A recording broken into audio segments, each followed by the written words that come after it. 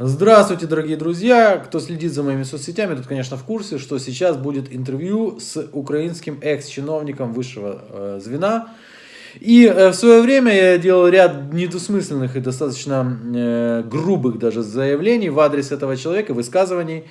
Эти высказывания касались, конечно же, моего пребывания в Украине тогда, когда этот человек был у власти, и тогда, когда украинская власть хотела меня просто убить, уничтожить. В свое время очень хороший человек, экс-народный депутат Украины, и моя подруга Ирина Бережная сказала ему, что я вас шарием помирю. А он объяснил, что на то время он просто не знал о существовании шария. Сейчас знает, сейчас смотрит мои видео.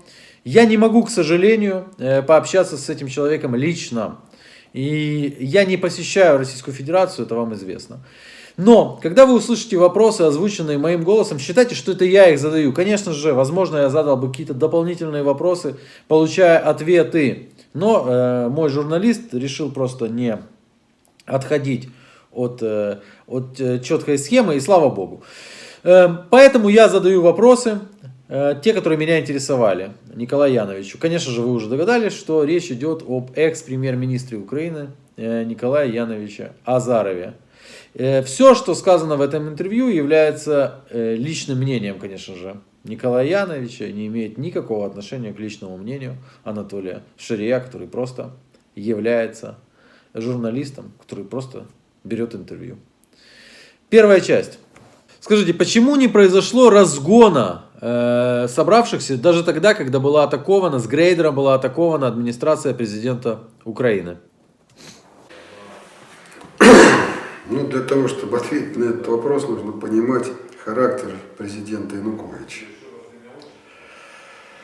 Вот он при всей там его как бы внушительности, да, высокого роста, там, мощный голос, вот, он тем не менее был человек, который очень трудно принимал какие-либо решения.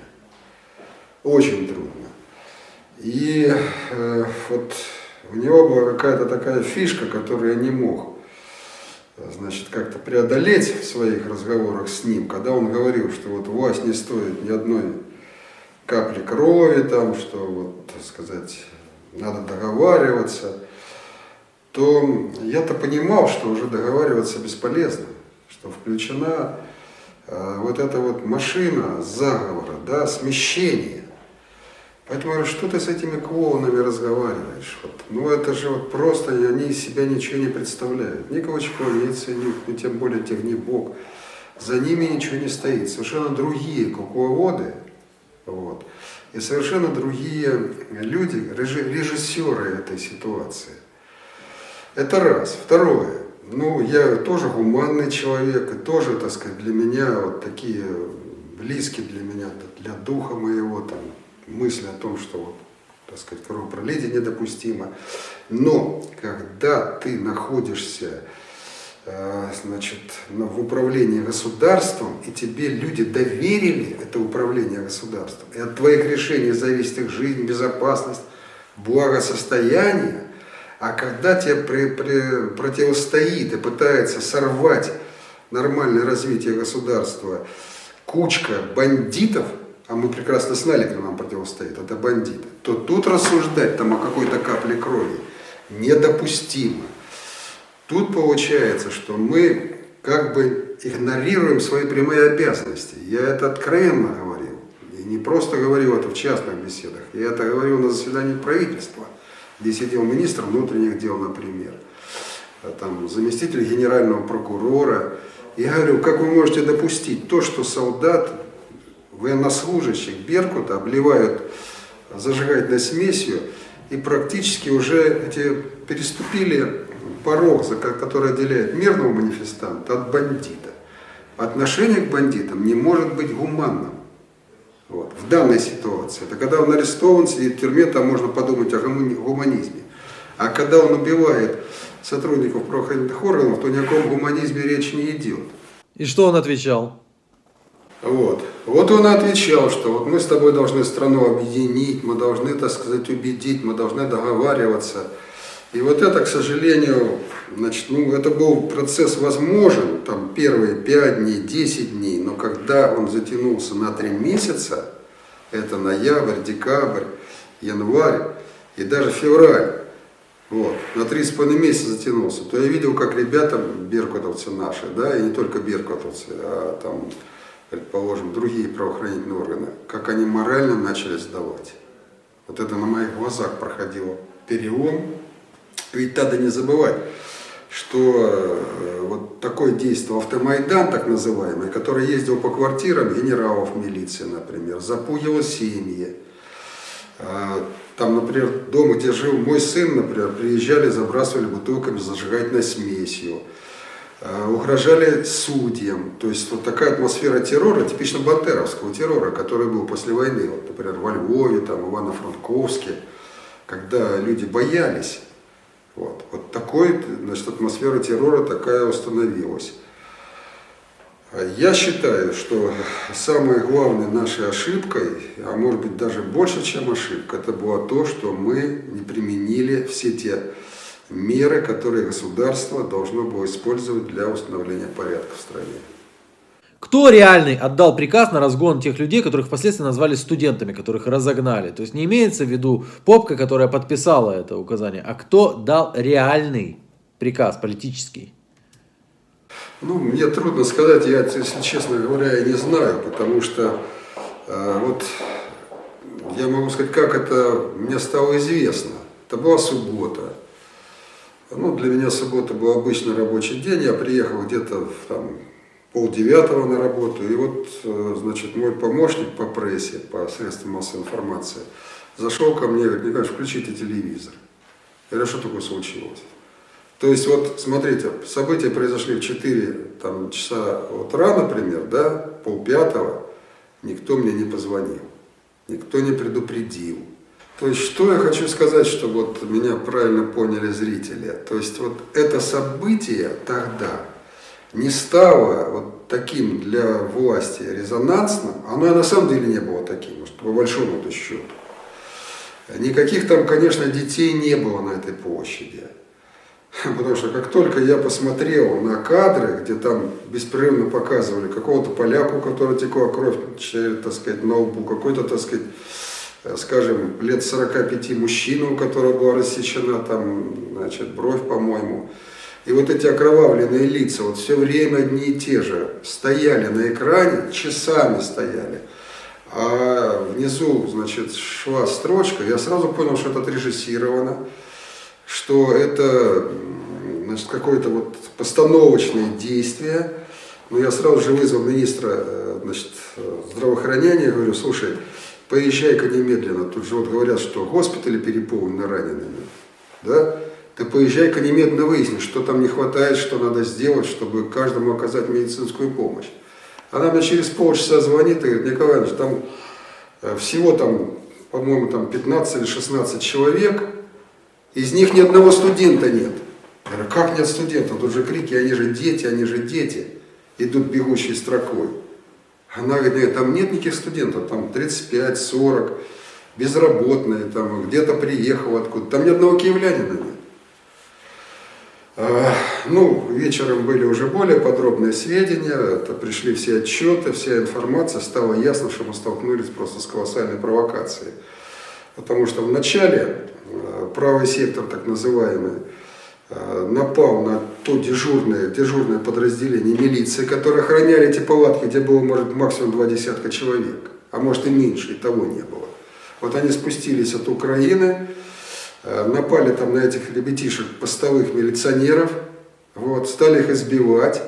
Те вызвали по рации подкрепление, приехали уже, так сказать, ну, кто положено приезжать. Вот, эти беркутовцы приехали, ну и, естественно, так сказать, использовали все те приемы. Я выступил в тот же день по телевизору, сказал, что, ну, на мой взгляд, конечно, те, кто, так сказать, скажем, приехал на помощь своим, значит, друзьям, коллегам, поступили, конечно, с превышением того размера действий, которые необходимы. Но увидел, что, ну, кто тебе противостоит? Правый сектор разбежался, его не было. Остались вот эти бомжи в палатках, ну что ты их дубасил дубинками-то? Ну для чего? Но кто-то же этот приказ все-таки отдал. Кто?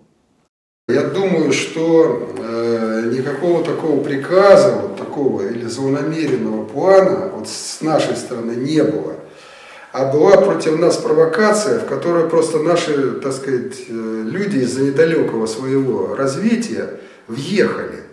Вот еще раз восстановите эту ситуацию.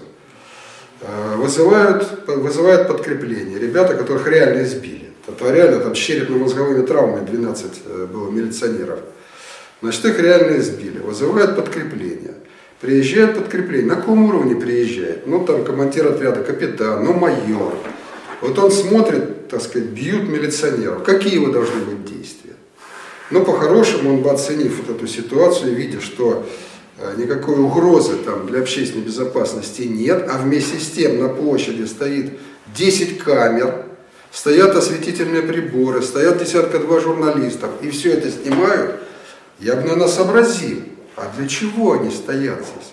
Кто их позвал? Вот что интересно выяснить. Я думаю, что никакого приказа, но если меня не проинформировали, Янукович не проинформировали.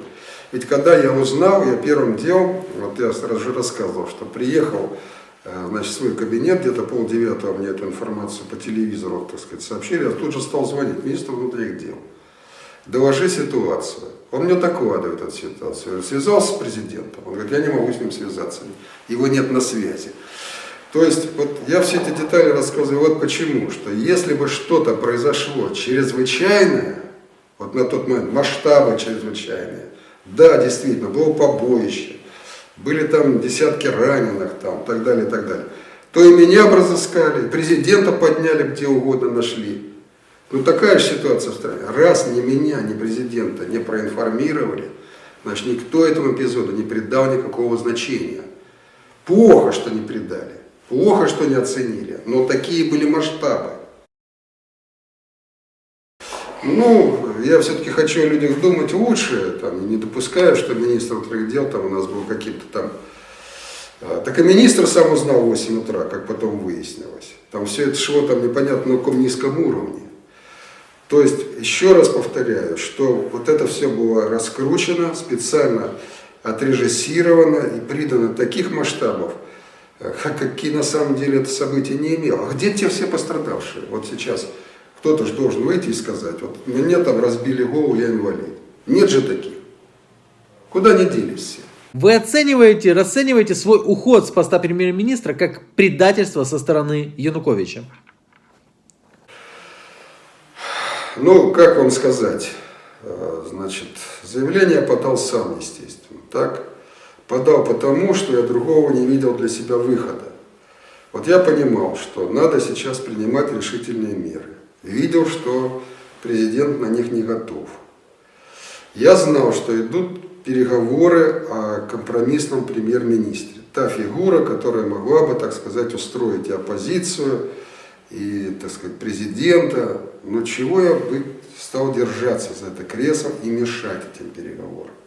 Я искренне надеялся, что, и мне об этом говорили американцы, та же самая Нуланд, что вот стоит, так сказать, появиться компромиссному правительству, значит, в стране восстановится мир, все успокоятся.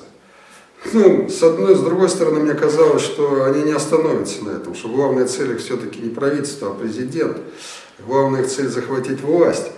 Но мне хотелось, вот сейчас я понимаю, что я ошибся, что не надо было мне подавать в отставку. Более того, мне надо было все-таки решительно взяться за нашу фракцию, за наших депутатов, вот, которые, в общем-то, имели большое влияние и на президента в том числе, и сказать, что нужна была совершенно другая политика.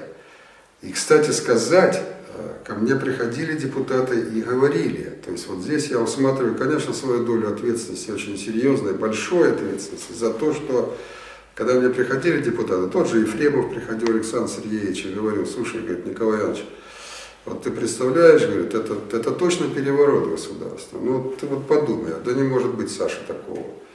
Да нет, говорит, вот ты посмотри, вооруженные бандиты, так сказать, захвачены здания.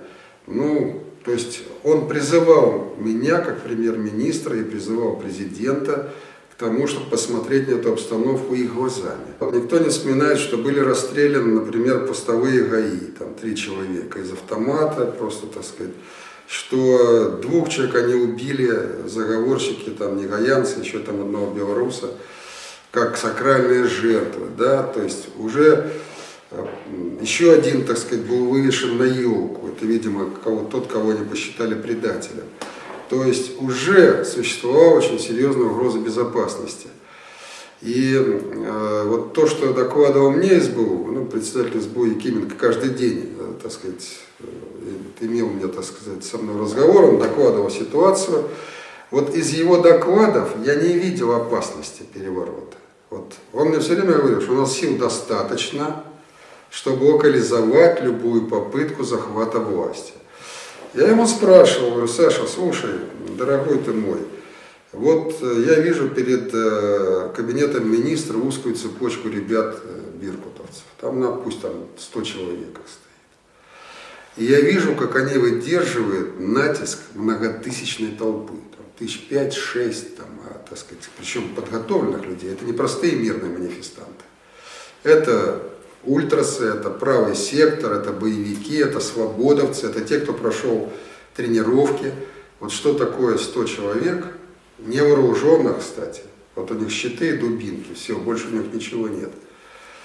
И 5-6 тысяч, они, говорю, в любой момент сомнут эту цепочку и захватят правительство, здание правительства.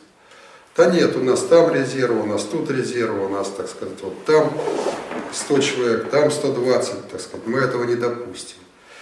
То же самое докладывал мне министр внутренних дел, что вот все под контролем, мы, так сказать, все это контролируем. Мы, так сказать, я говорю: слушай, как ты допустил, что оружие завезли в центр города? Ты контролируешь. Вот как ты контролируешь, если ты допустил после захвата воинской части во Львове, в Киеве появилось, так сказать, большое количество оружия? Как ты допустил, что завезли? Да вот мы не смогли проконтролировать. Словом, тут очень много сочеталось факторов и некомпетентности, и, так сказать, робости в принятии решений, неуверенности, и неготовности. Вот. И плюс, конечно, хорошо отрежиссированный заговор. Что вам известно о встрече Виктора Януковича с Дмитрием Ярошем? Об этой встрече стало известно уже впоследствии, но по нашей информации она состоялась, и там вопрос шел о передаче некоторых материальных благ, с одной стороны другой. Но это уже было, я ушел в отставку, я же 28 января ушел в отставку, вот, и то, что происходило, мне гораздо менее стало известным. Я в какой-то степени контролировал информацию, ситуацию, но вот о договоренности его с Ярошем я знаю только разговоры. Вот. Я не хотел бы их особенно комментировать. Почему? Потому что, Ярош проходимец. Вот, он вполне мог дать любое обещание, особенно если была возможность взять какие-то деньги. Но с точки зрения выполнения своих обещаний, я сомневаюсь. Человек был подконтрольный тогда Коломойскому. Вот, Коломойский им управлял, так сказать, 100%. Вот. А позиция Коломойского нам была известна. Он, так сказать, активно поддержал переворот и активно в нем участвовал.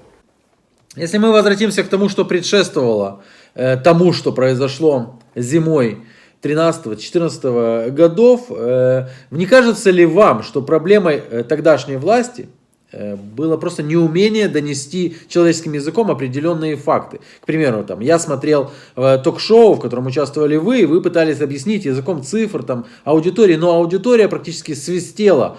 Ей нравился Яценюк, который рассказывал откровенную ахинею. Вам не кажется это проблемой? Со стороны всегда легче рассуждать о том, какое должно быть выступление премьер-министра, да?